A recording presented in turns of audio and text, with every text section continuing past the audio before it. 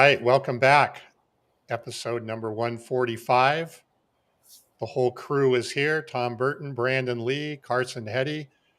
Carson, man, thanks for jumping in. I know you're working like 5 jobs now and 3 roles. And it feels like it, yeah. But you know what? I miss you guys. So I know, and we miss you. It worked out today.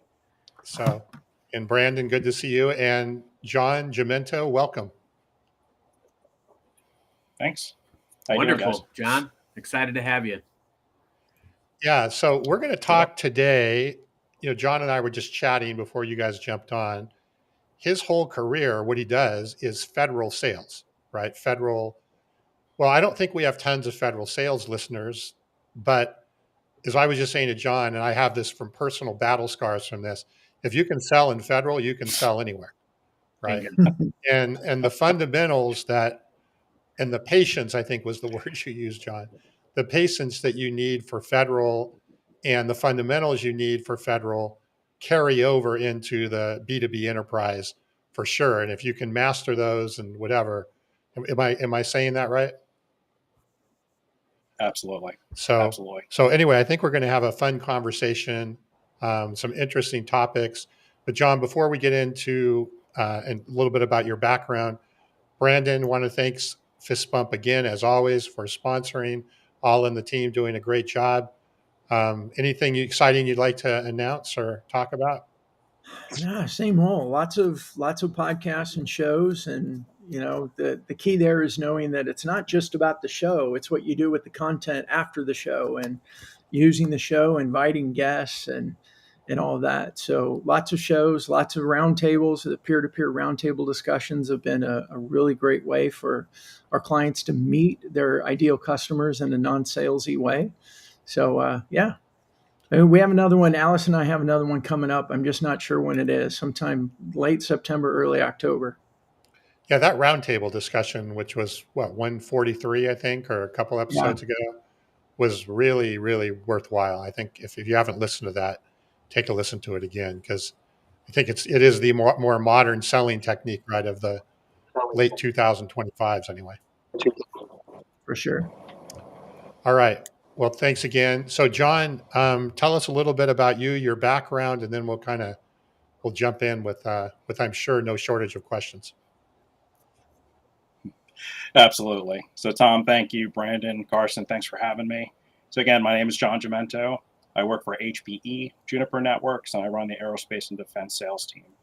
So, my own personal mission is to grow people and investments. And some of the key accomplishments I've had was being able to turn around an underperforming team within 3 years. I also built and led a team, and I was able to get them to 100% year-over-year growth within a year. So, feel really good about what I do. Some background about me, project management, engineering, technical sales, account management, and of course, sales leadership. Been in the industry a little over 25 years. I'm originally from the New Jersey, Philadelphia region, and I've lived in the DC metro area since 1999. So I live in Maryland currently with my wife and my 10-year-old daughter. I was just out in Maryland a couple of weeks ago, out in Bowie, Maryland, Bowie, I think, which is not far from DC and Annapolis and that whole area. So I'll come by and say hi next time. Absolutely. So, I think it's important, right? We've had a lot of people on the show that are like sales coaches, sales consultants.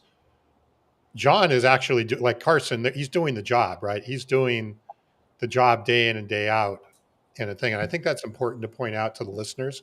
And I think, Brandon, we've been getting people asking more for that. Like, hey, can we get more people that are actually out there in the trenches doing the work? And so I just want to emphasize, Jon, you're in the trenches doing the work, managing teams and so forth in this, kind of potentially difficult environment that's there.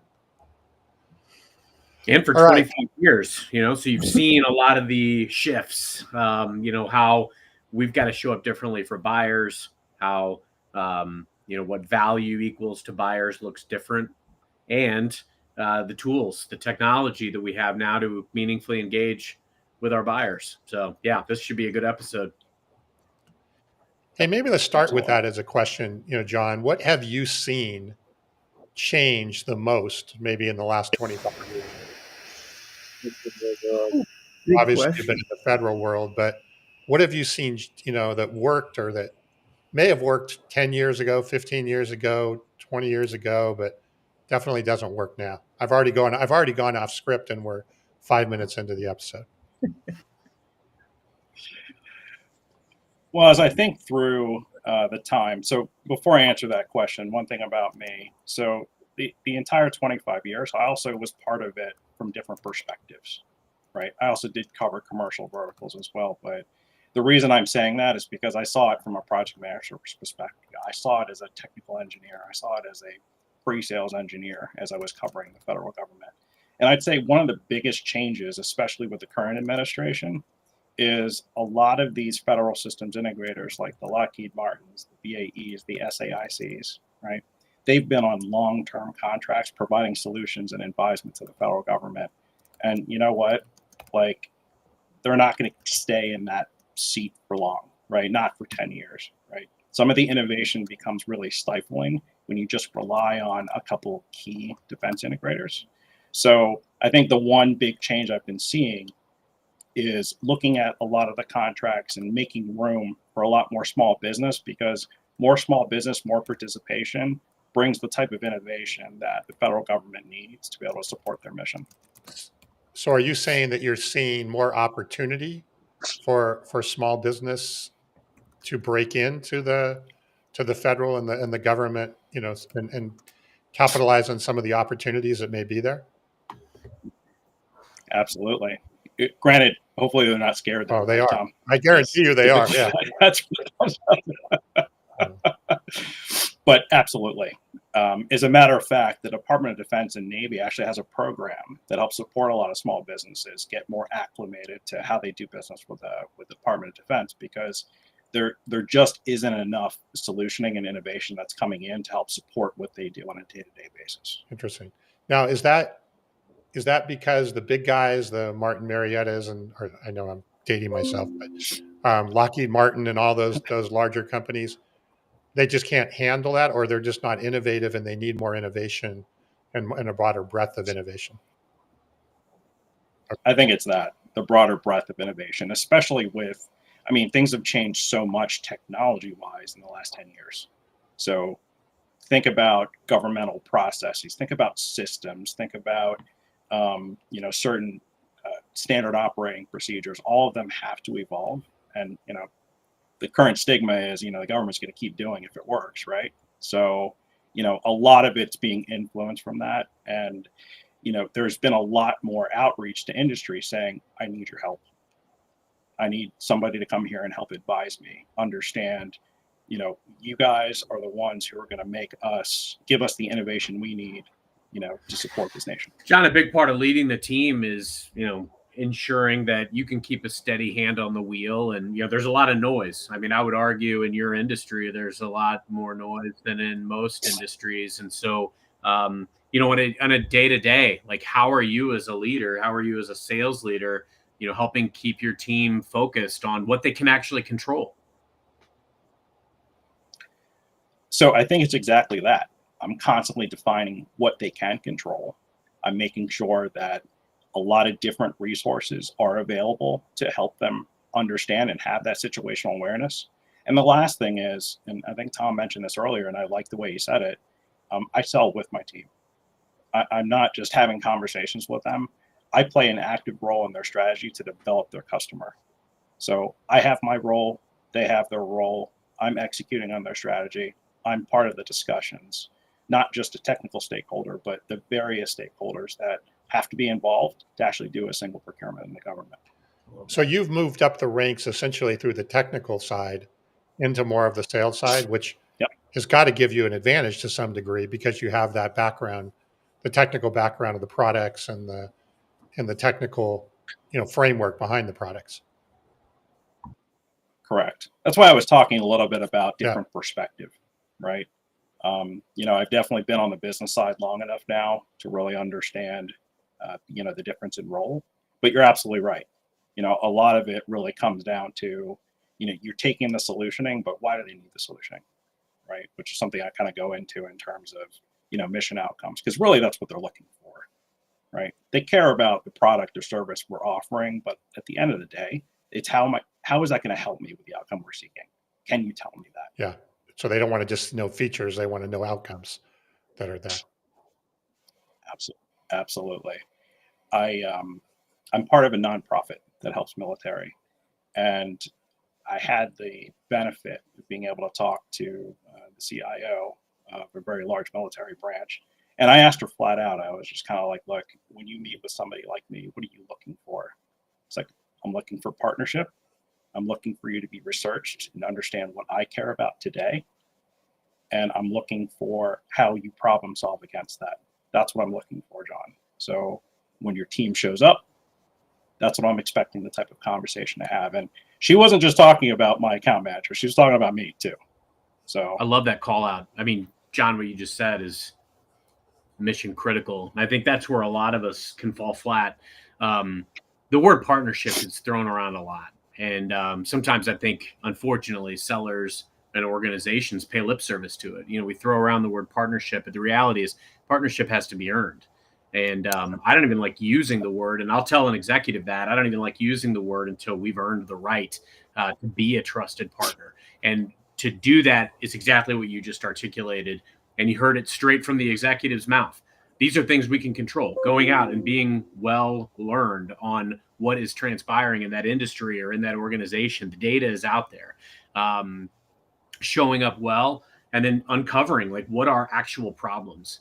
I tell customer executives all the time, and I'm of the same ilk as you, John. I believe wholeheartedly in, being in the trenches with my team. I've got to hear what they're grappling with as well, so that I can understand the climate and the variables that they're up against. That's the only way I can meaningfully coach. And so as I'm talking to executives, really, I tell them all the time, like for instance, I'm in the cloud game. Cloud is a commodity. They can buy cloud anywhere.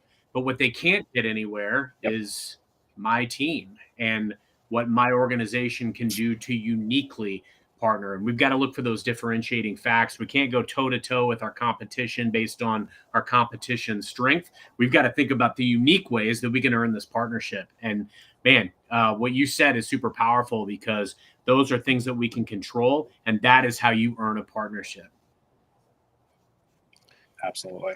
Going right back to what you're saying, how are you helping your team control? We can control that. How we show up and how we respond. Hey, John, you mentioned also the research side, going into the meeting, research. Tell me a little bit about that. Tell us, like, what does that mean? I think, again, Carson, like you said, partnership gets thrown around a lot, and do your research before you talk to them gets thrown around a lot. And the reality is not a lot of research gets done. I mean, the thinking is going in like, hey, we're going to tell them all about us and our differentiation. But talk a little bit about that. What exactly did she mean by research, and how do we do that well? So first I'll say and I think it's important to mention this, right? What I've seen over time when managing account managers and going into meetings with them is, we go in, we talk about ourselves the entire time, right? If you look at a lot of sales training and enablement, which is a different topic, but all the training is centered around that. So we're teaching our account managers to talk about ourselves, right? So when they prepare for a meeting, they go in, it's easier to do that because that's easier information you have access to. So in answer to your question, Brandon, there are a lot of different resources, especially on the federal government side. This is the one advantage about working with the federal government. A lot of the information about them has to be public. There are a lot of data sources, both paid and unpaid, that account managers can use to understand budgeting, initiatives, political influences, right? I'll use the military as an example, right? One of their really high-level pieces of news that came out was that, the Trump administration is increasing their budget, okay? What does that mean to me in my accounts? I cover Navy, I cover this specific command. Will that affect me, right?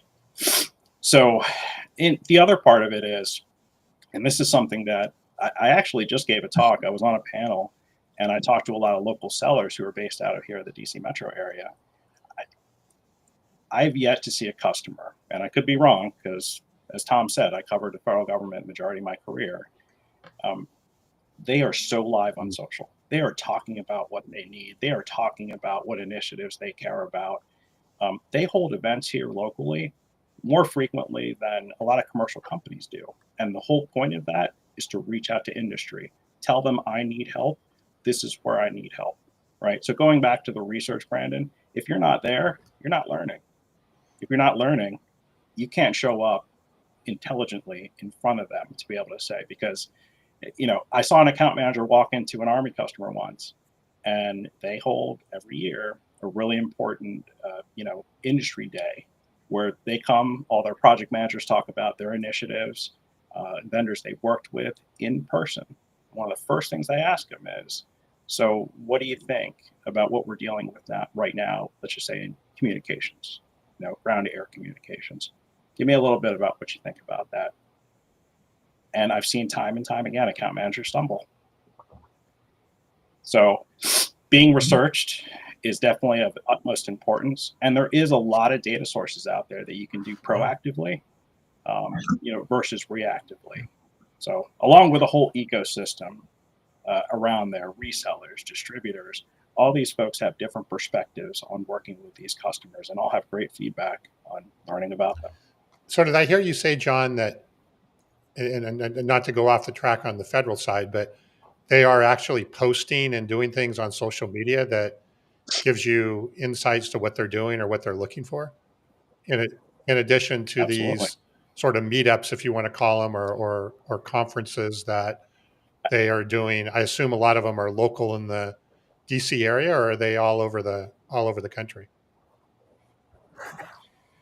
All over the country, all over the world, depending on who you're talking to, especially when you think about Department of Defense. But funny enough, they're holding LinkedIn live sessions where they're answering questions from industry, right? Those are things they can participate in, right? One of the things I remember telling a peer once who doesn't cover federal government, and he'd asked me, he's like, hey, how do your reps, if they know no one in the Army, how did they get a meeting? And I told him it was as simple as going on a website. There's an organization called the Program Executive Office of Enterprise Information Systems. And right there, they have each program manager, what initiative they're managing. And right at the bottom, it says schedule meeting with a program manager. And he just did not believe me. I said, I swear it's right there. They're metriced on meeting with you. They want to know what you do and how you help. All you got to do is put in a request. Wow. That's it. So that's not the same with every branch of the military, but sometimes it's not as complicated as people think. You mean salespeople make their jobs harder than they really are sometimes?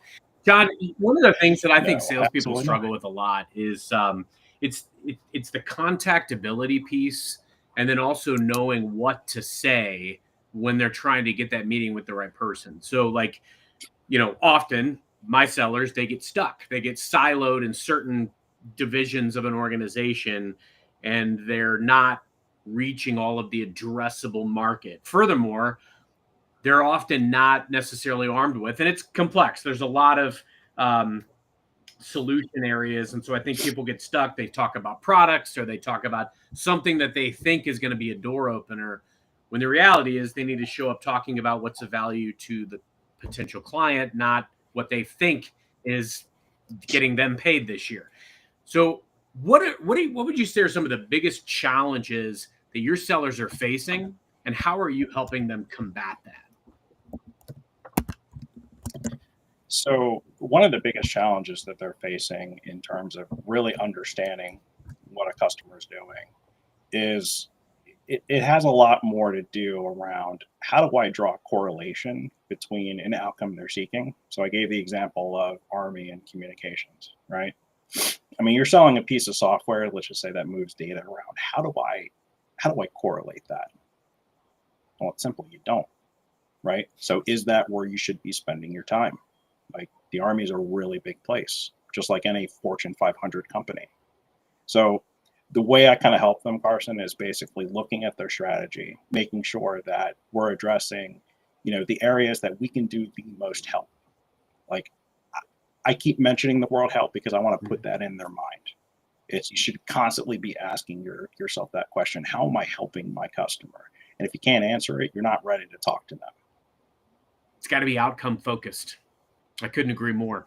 And I think there's often a domino effect as well. I think sometimes we struggle to break in to an account fully and get to the different stakeholders that could or should have a vested interest in the work that we might be able to do together. We look at it as a gamble, right? I mean, we're risking a lukewarm to almost non-existent relationship because we don't want to tick somebody off. But the reality is that if we risk that non-existent or lukewarm relationship and try to go for a bigger piece of the pie and meet a great executive and start getting some tribal knowledge that makes us more valuable to other people in the organization, it's a domino effect. Sometimes you just need that first domino to fall within an organization. And I think that's why it's so critical to, number one, arm ourselves going in, doing the homework, doing the research like Brandon was talking about, arming ourselves with that perspective that's valuable, and then starting to glean that tribal knowledge, because then you can start saying, hey, as I talk to Mary or John or Jeff or Richard, these are the things that I'm hearing that the rest of your organization is talking about, or these are the projects that really matter. Like, how can we develop a comprehensive relationship where we can help drive outcomes across the business? I hear this is valuable here. Are you grappling with the same thing? What are how can I help you with that unique problem? I couldn't agree more. We've got to actually look for outcomes that we can deliver, problems that we can solve. Bingo. And to kind of elaborate a little bit more on the question you asked me, look at the customer's peers. What are they dealing with? How did they solve the problem? Right? Even better, has somebody else on your team sold to that customer and helped them with an outcome that is important to them? Right? I'll give a great example. And what's great, Carson, you actually outline this in your book, Salesman on Fire, right? You reach out to a different division that may not be a buyer of your particular product or service, but it does play a role. So great example is information security, right?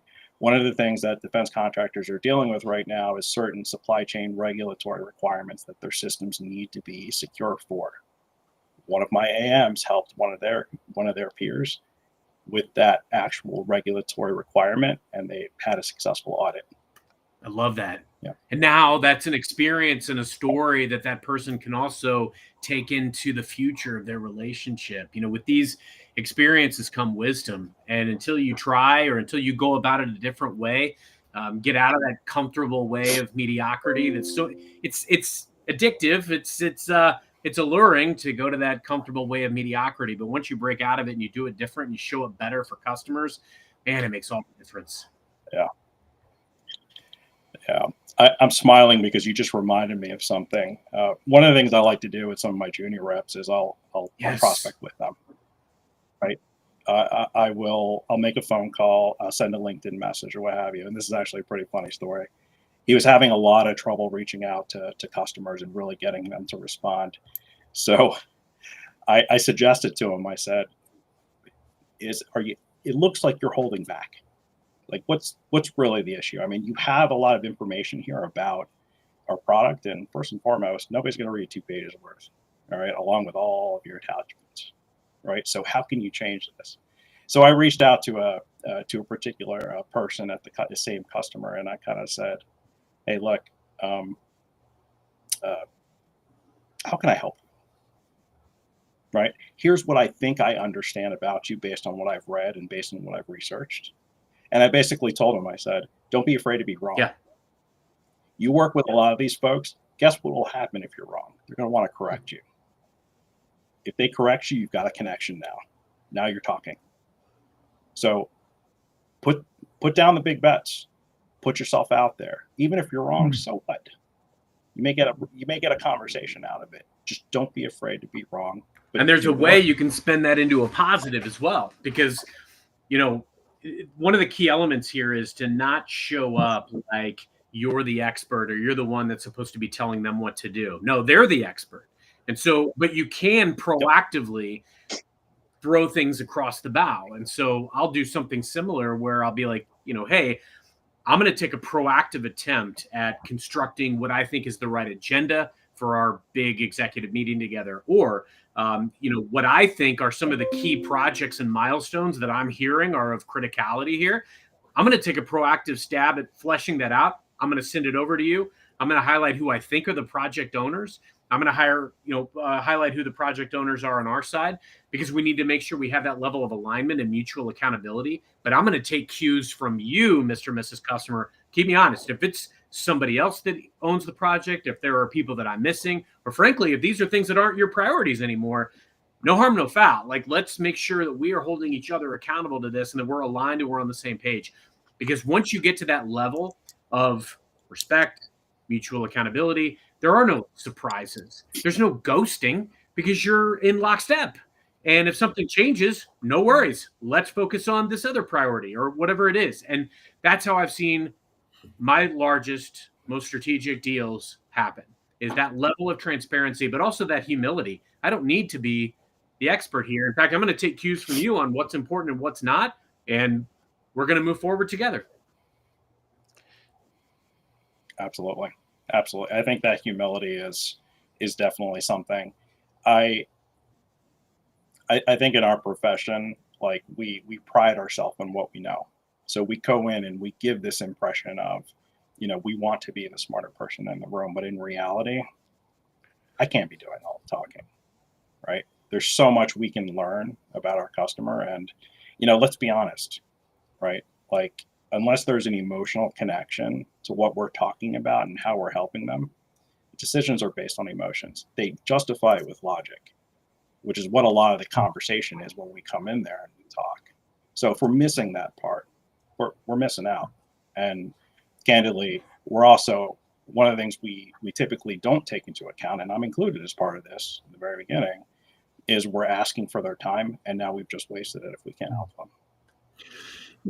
John, you mentioned the emotion and logic. I find so often sales leaders tend to push more logic, facts, what we know, what we don't know. How do you lead your team into tapping into that emotion and being comfortable with it? Because we're spot on. We're human beings. We're emotional. We're going to choose the partner. There's a lot of check boxes we have to check, but ultimately we choose the partner we feel is going to be the best for us. How do you lead your team to discover that or get comfortable with that? It's just so easier to go facts, right? And so we end up training facts and processes and be smart. Yeah, there seems to be a going trend here. Like at my last panel I was part of, I just kept saying, doing the work, do the work, do the work. It's like, John, you keep saying do the work. Well, this is part of it too, right? One of the things I actually just had a conversation with one of my folks about this, and kind of the way I framed it with him is, it's not just the person, it's the organization. But one of the big blockers to a decision is risk. Mm-hmm. I talked a little bit about him, like, hey, what's going to make a person make a decision? What they could gain or what they can avoid? And it's what they can avoid, especially in government. Because when you make a mistake in government, people die. You could be in the news. Nobody wants to be in the line of fire of that. So to answer your question, Brandon, I kind of ask them, it's like, what risk is it to them if they choose you? What is that person's role? What is the organization's role in whatever outcome they're seeking, right? So it becomes something where it's like, okay, now I have to work backwards. What are they afraid of if they go with me? And how do I have that conversation with them that's not product focused, but talk a little bit about, and this is where team comes in, Carson. It's, hey, I helped the customer with this similarly before. If you're worried about product integrity, let me get you a customer that's been using our stuff for years that's never had a problem. Right. So getting them to that point is kind of what I kind of help my folks do in really understanding that part. I mean, it's not as obvious for sellers, since again, it's very, find a person, pitch, go, right? Score the next meeting. But I feel like my job is to not only be there with them, but then get them thinking about, how they do that. Because the sales process isn't linear, right? You're going to go in there, you're going to have multiple conversations, and not all of them are going to be about product. But to make sure you're not missing that is a really important thing when you think about success in sales. Jon, I want to go back to something that we were saying a minute ago about, and being as Bob says, right, there's always somebody smarter in the room. If I'm a salesperson and, a lot of times I think people our sales teams or sales individuals are afraid because they're not going to be the smartest person in the room. In fact, maybe they're the 20th smartest person in the room that's there. But what your point is that you're not necessarily getting credit for being the smartest person in the room. You're maybe getting credit for being the most interested and curious and inquisitive person in the room that actually can carry on a reasonably intelligent conversation, right? With the people who are smarter in the room with that. That's a very different skill than be trying to figure out how to be the smartest person in the room. Is that something also that Absolutely. you really coach the team on, like how to go in there and be inquisitive, how to be interested, how to carry on a conversation, even if you're not the quote unquote smartest person in the room? 100%. Like, account managers, salespeople need to go in there and recognize that they're bringing value to the customer by bringing this resource to bear, right? It's not about telling the customer they're wrong. It's they've asked for my help. So by default, I'm here to be able to provide that assistance through delivering information, through showing a demo, through implementing something that I expect an outcome and I'm working with an engineer. They're going to come and actually show the customer that, right? They facilitate all that. They take accountability for all that. They need to be having that conversation because, again, one of the things I see way too often is an account manager will show up, they bring a resource, let me turn it over to so-and-so. They'll be doing the discussion. And that's it. And in reality, just like I'm coaching my team and you're bringing all these resources to bear, they have to coach all those resources as they come in and interact with the customer and different stakeholders. Yeah, makes sense. So, hey, I want to change topics, but Brandon, Carson, do you have any other related questions on this before we kind of move into a different direction? I think the last thing I'll say on this is I think often as sellers, we've got to get over that hero complex. Like we feel like we've got to show up and be the hero. And a lot of times too, Bob, as always, you're making phenomenal comments in the chat. There's a lot of responsibility that falls on the sales leader. We have to set the tone and create the culture, build the culture of how to effectively do this role correctly. I see far too many sales managers that lead with scorecards and metrics, and they just tell people to go sell more widgets. They don't tell them how, and I think that's what breeds some of these bad behaviors, or that complex that makes me feel like I'm showing up only to wait for a customer to pause so that I can say my next smart thing, or talk about my product or myself. If we can ingrain in salespeople more of that listening to listen, and I don't have to look. I've never been burdened by being the most. I work in technology. I've never been burdened by being the most technically savvy person in the room. So hopefully, it's probably my own ignorance that's helped me be successful, because I don't feel compelled to throw around all these amazing technical facts. I listen to my customers and I hear what problems they're trying to solve, and I know based on my experience who to bring in and what to do.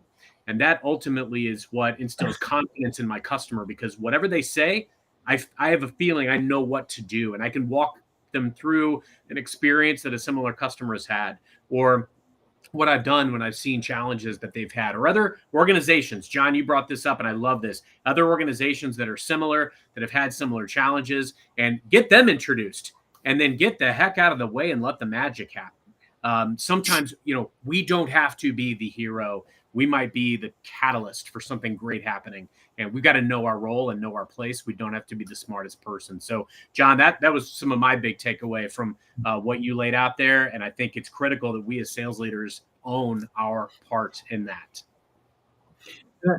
And I like 100%. what Bob said earlier about the difference between being effective versus being efficient. I think that is lost way too often in training and working with reps. It's a focus on efficiency, get it done, get the call, book it, write your notes, where are we at, and we don't take enough time to say what is it, because I'd rather have a sale that takes a little bit longer but becomes a positive outcome than a very efficient. And I think a lot of that gets lost in the training process, and therefore it doesn't happen in the calls where we've got discovery that we have to go through, first call goals that we have to accomplish.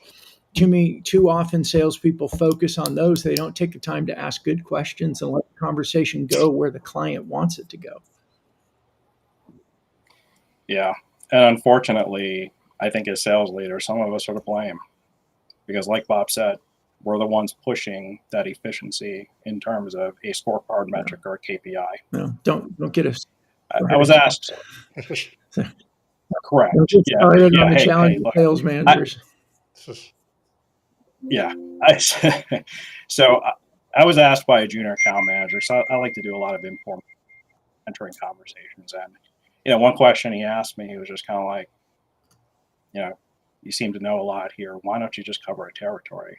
It seems like you'd make more money that way. You'd be more successful. I was like, well, it depends on what you interpret success to be, right? I love helping people. I love helping my customer. I love helping my team be successful. So that's why I do what I do. But even more so, in terms of, the customer, like you showing up is of utmost importance, right? I mean, that first and foremost is what you got to do. But, I also think that, helping your folks through it is important. And that's kind of one of the things I talked to about that with that mentee, right? I like helping people. I like getting them to that point. And, Bob also mentioned a little bit about KPIs, right? One of the important parts of my job is KPIs they're a necessary evil, right? So I look at it as my job to interpret what that means and then figure out how to help my team. I'm not going to tell them what KPI they need to fulfill, right? That's part of my job. I take that ownership. I manage up. But unfortunately, as sales leaders, that kind of sucks because we're getting hit by both You can't directions. control how other people in your hierarchy are going to show up. You can only control how you show up. I try to filter a lot of the noise and the bureaucracy away from my team, but I also try to stay close enough to the pulse so that I know exactly what is happening with the customers and with them. That's why I'm in a lot of these executive meetings. And man, John, you said it so brilliantly because I look at KPIs or the metrics or the reports kind of like a doctor looking at its chart. That's how we can help diagnose potential gaps in the process or how we want to do things differently. But it doesn't mean I go back and say, wow, like, can you believe this limb is broken? Like, what are you going to do about it? It's no, hey, this is what this report is telling me. What's our process look like for driving this metric? How can we maybe tweak or revisit it? Because as you well know, like, you see the graphs that you add 1% of emphasis here every day for a year, you've got exponential growth. It's the same philosophy. A small tweak in the process may have a ridiculous shift in momentum in that KPI. But until we can interpret the data and review that with our team and come together collectively with a strategy, we're not going to make good on that report or that KPI. It's got to be a collaborative effort. It can't be a thou shalt do this way. Yeah. I'm laughing because that mentee was like, after I explained that, he's kind of like, yeah, I think I want to be an account manager. I don't want to do that. Not for everybody. So John, shifting gears, we were chatting, I think, a little bit before we came on, and you were talking about some of the fundamentals that you tend to, teach your team, especially when they're going into a complex environment, lots of stakeholders, lots of moving parts. In particular, you were talking about like the different customer types and things like that. Kind of take us through that on, what are some of the fundamentals that because I think the fundamentals you're teaching your team are very applicable to probably most B2B sales, not just, certainly not federal only. Absolutely.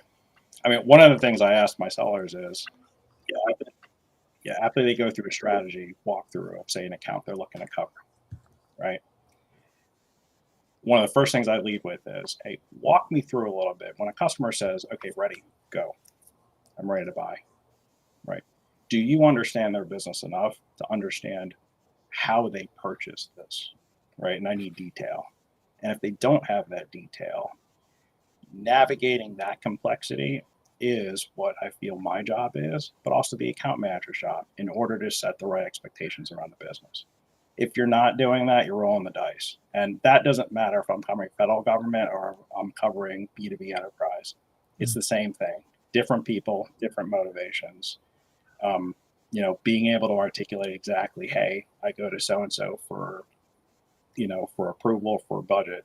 Okay, there's actually 4 people involved. Who touches this? Okay, great. Do I have access to everybody? No, we don't. Okay. Maybe we flag that as a risk when we think about, can we expect this business in the first 90 days? It's being able to speak to that level and be able to navigate some of that complexity. Now,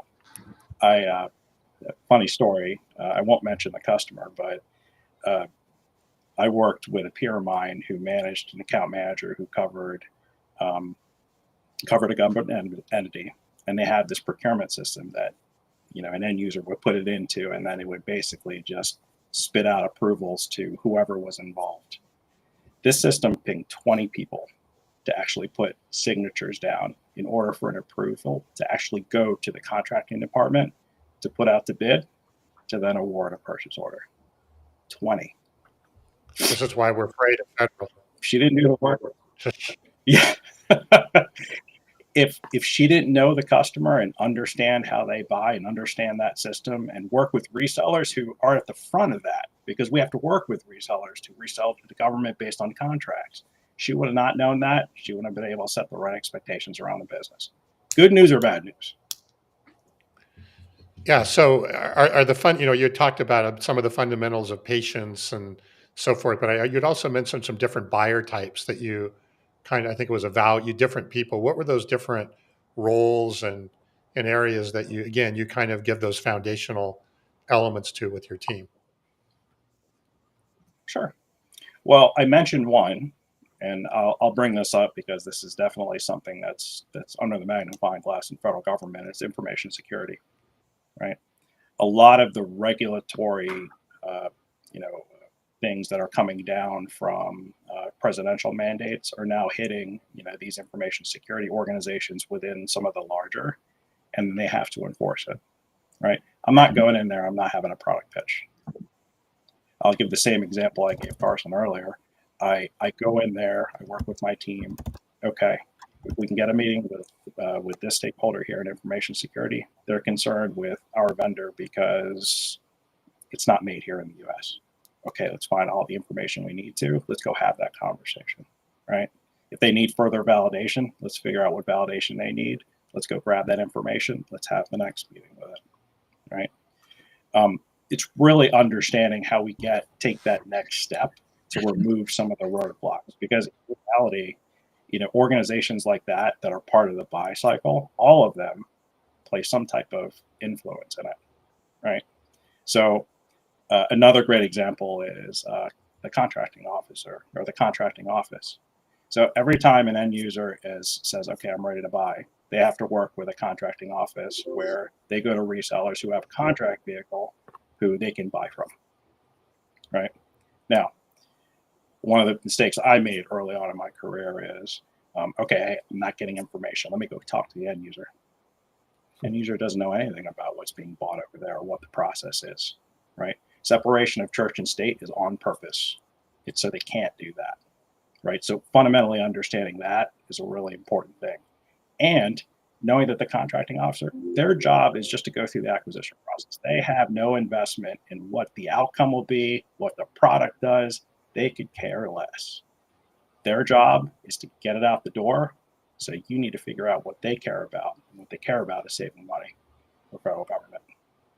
So if you want that type of connection, you want access to that person, you've got to change your conversation. You've got to change, what your message is when you first lead into there, right? One of the things I've used in the past is like, hey, so my last job, I started a team focused on Department of Defense. We didn't really have a good process and resellers with contract vehicles. I'd call up a contracting shop when they were having trouble and say, hey, look, how can I help you? Right? Like, I manage the business here. Let me tell you a little bit about the resellers we work with to make your job a little bit easier. I'll give you all the information you need to be able to get there. I actually did that on behalf of my account manager. He didn't do that. But the point is that we're all participating, right? And me saying that I own the business can help them operationally know that, hey, look, if you want to transact in the future, let me give you all the information you need. Let me contact legal so my account manager can continue to sell. And that sounds like 25 years of experience to me because of the tribal knowledge and the wisdom that we accumulate over time that, John, naturally to do that when you go into these situations. I love that you've highlighted not only fundamentals that are key, and sometimes it is just as critical that we not only understand the fundamentals as we understand the landmines or the blind spots that we don't want to get tripped up by. I've got so many stories of like times where I didn't know the exact buying process. There was this second legal review that another group had to do, and I got stung by it, or there was a certain amount that the board had to approve, and I hit that number the last week of the year trying to get this deal across the threshold, and now I had to go back and rework. And I think these are things that we can accumulate. And if you've seen me ever on this show before, way back when I used to do movie references. Well, it's kind of like Anna says in Frozen. You've got to do the next right thing as best as you can. I have 3 girls, so I've seen Frozen way more times than I can count. But saying that the fundamentals are key, but also like being able to know those landmines and those blind spots that you want to miss. And guys like John, other people in your business that have done these strategic or complicated deals, go out and look at them like Yoda, because they know what you need to do, but also what you need to avoid in getting these jobs done. And the quicker you can glean that level of information, like the more dangerous you're going to be in these situations, because you have to know that intel. Carson, it reminds me of a movie, Twister. Remember that movie Twister, where they're like dodging the tornadoes and the cows are flying in front of them and all that stuff? And I never saw the new one. I was told to avoid it, but it was all right. It wasn't as good as the first one, though. But they never are. Yeah. But it sounds like the same sort of thing, right? It's like, how do you navigate through the cornfield without getting hit by a cow and a thing through the twister of things that are going on there? And I think that's a lot of the case of the B2B world. I'd add in that too. I mean, we're talking about complex military, enterprise level, but I think asking those questions early on at any level is very important. You talk about, demonstrating partnership and doing your research. I think that's a great question for any salesperson to ask. Like, how are you going to go about making this decision? How can I help prepare you in making the best decision for you? It's such a layup way to demonstrate partnership and research and being that added value. I think Bob said earlier, like we do bring value, or we can bring value if we present it the right way. But so often we skip over that stuff. It tends to be salespeople start to get excited. They can smell a close potentially coming, and then they sprint and forget that there's still additional steps along the way where you're building great rapport, you're building great equity in that relationship by asking those questions, saying, how can I support you best in this process? Or what is the process look like for your organization or for you to make a decision? Yeah. I'm grinning because the one thing that came to mind there, Brandon, was, as sales leaders, one of the hard parts about our job is that, like, I know that's all the right stuff to do. I know that's the process you need to follow. I know that's the things you need to find out. But what's so difficult about this job is that an account manager can do none of those and still make a sale. And then all of a sudden, I don't have to do this. False positives. Right. Yeah. Take the easiest route possible and then rinse and repeat, and then find out it doesn't always work that way. Yep. All right. So, hey, before we wrap up, I have a question, John, for you. We were talking before. I've done federal sales in previous life. It scared the crap out of me. I didn't want to do it again. But you said there's a lot of opportunity potentially for small business or smaller business, right? If I'm a small, medium-sized business, I guess two questions. One, should I pursue federal? And two, what should I do? What would you recommend if you were talking to somebody who is a small business and may want to, take on that endeavor? And is it as scary as it sometimes appears? It's definitely scary. I'm not going to sugarcoat that, especially when you think of being a small business. And the number one reason that is there are a lot of things that the federal government, not just defense, expect of a company in order to do business with them. And there are typically dollar signs attached to that in terms of investment. So then you have a CFO, which I've had a lot of conversations with in the past, and trying to justify product features, certifications, things like that has to justify that position. And usually the question to a sales leader like myself is, okay, well, what's the ROI on that? Can you triple that in the next 3 years? Yeah. I can tell you yes, but that's not going to be the truth, right? So I think the one thing I would caution some small businesses is just knowing that it might be a long time before you see a return on that investment. And there's going to be a lot of upfront investment in order to do business in this area or this market. Now, one thing I've heard in the past that I didn't really think about before is, public sector business can sometimes act as an economic, blanket for a lot of companies. Because you know what? If the economy's bad, who's still spending? Yeah. Federal government. So there are advantages to varying your customer segments and what have you, but there is a price to pay, and there's a lot of effort, right? Usually involves hiring professionals like us who understand the landscape and understand how to do business, right? I said the other recommendation I would give them is there's a lot of small business programs, within the federal government that help them understand how they can do business with the federal government, a lot more than I remember them being in the past. So being able to go to like a GSA and really find out, hey, how does small business do, work with the federal government if we have a product or service we want to, walk me through it kind of thing. Department of Defense has the same thing with small businesses, since they try to vary rewards based on all types of businesses. Again, not to stifle innovation. We want to take as many people as we can who have great ideas out there. So that would be my recommendation. So be patient. It's not a get rich quick thing. But I think, as Bob mentioned earlier, right, it's once you get that first win and you get in the door, there's potentially a lot of upside. And the company I worked for, when we got in the door with government, it was a great balancer when there was other economic issues going on in the commercial world. It was, bread and butter that we could count on. And a lot of times they did longer term contracts, multi-year, right? Things like that. So it definitely put a good foundation, but yeah, it was some work to get in the door for sure. Brandon, Carson, any final questions for Jon before we wrap up? Nope. Okay. Go for it, Wilson. I don't think so. This is a good one. I like the different perspective and looking at it from the lens of gov and public sector, but at the same time, like, the fundamentals apply universally, and showing up with some unique, valuable perspective and thinking about what actually matters to our customers, what problems are they trying to solve, and being a differentiator or being that catalyst, and also the role that leadership has to play in setting the tone for this. All great key points. Jon, thank you. Yeah. Absolutely.